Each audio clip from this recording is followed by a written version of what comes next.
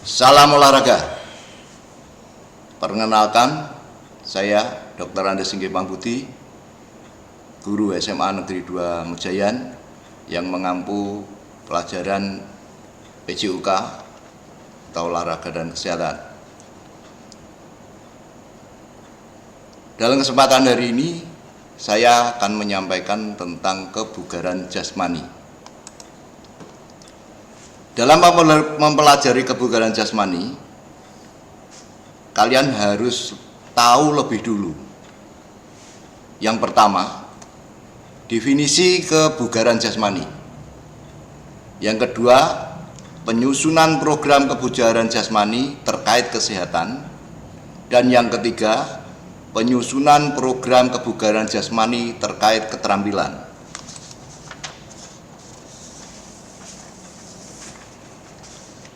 Sekarang kita pelajari satu persatu, yaitu definisi kebugaran jasmani.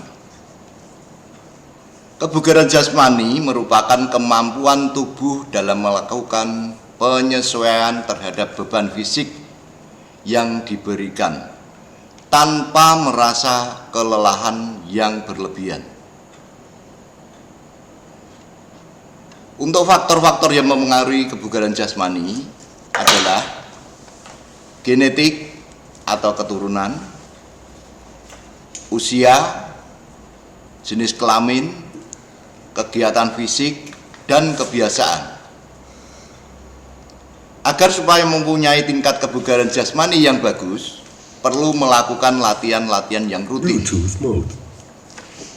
sehingga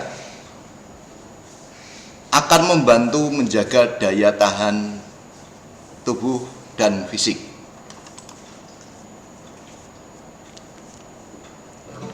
Yang kedua, penyusunan program kebugaran jasmani terkait kesehatan. Ini ada 4 langkah.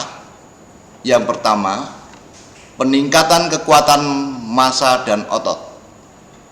Yang kedua, peningkatan kelenturan. Yang ketiga, peningkatan komposisi tubuh. Dan keempat, peningkatan daya tahan jantung dan paru-paru. Kita kupas satu persatu.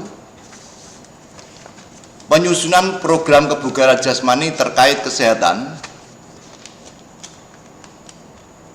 bisa kalian lakukan dengan latihan kekuatan otot dengan beban.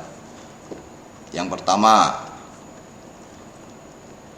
contohnya overhead pass, yaitu mengangkat beban ke atas melebihi kepala. Yang kedua, bench press,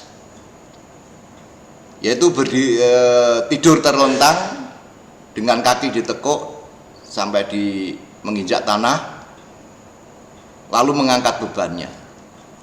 Yang ketiga, step up.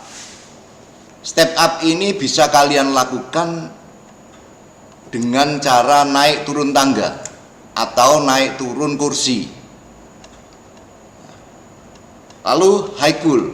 High pull bisa kalian lakukan seperti pull up.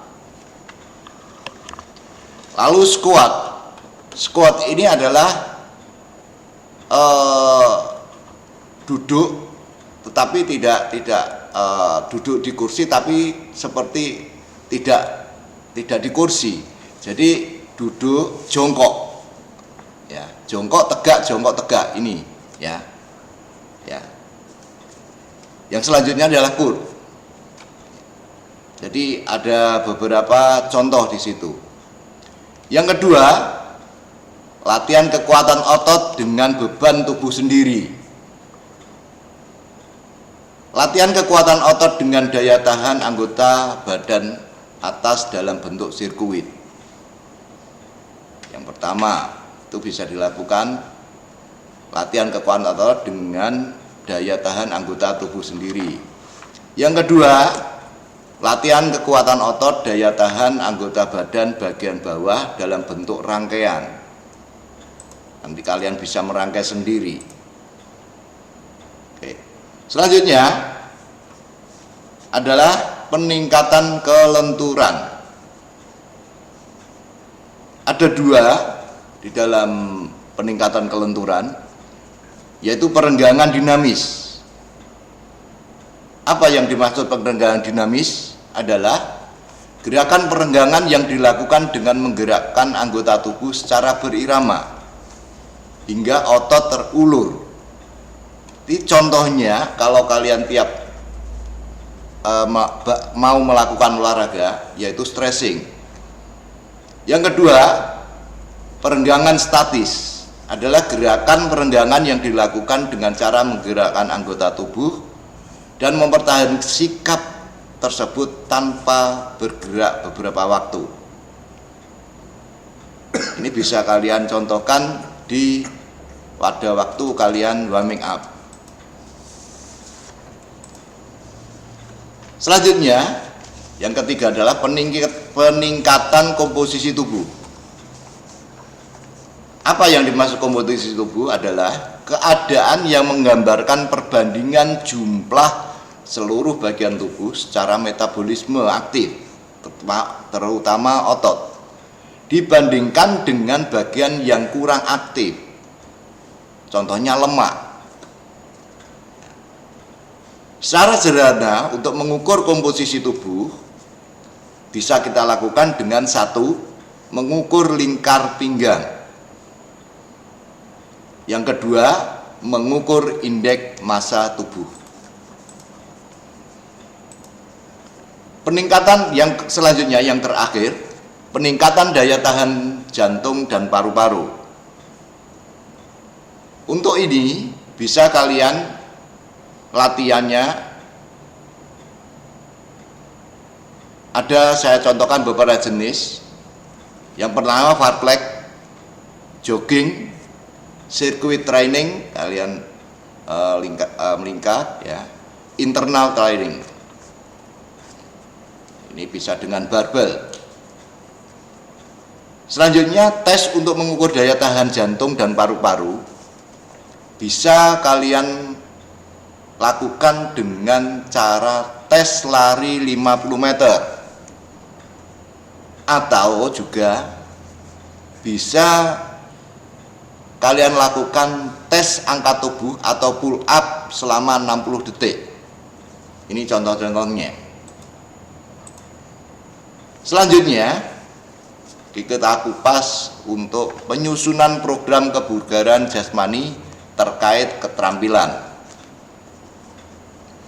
Nah, penyusunan program yang terkait keterampilan ini ada beberapa yang harus kita pelajari. Yang pertama adalah peningkatan kecepatan atau speed, peningkatan kelincahan agility, peningkatan keseimbangan tubuh, peningkatan koordinasi tubuh, dan yang kelima adalah peningkatan daya ledak. Sampai di sini yang saya bisa sampaikan untuk kebugaran jasmani, dan saya sampaikan terima kasih, semoga bermanfaat, dan salam olahraga.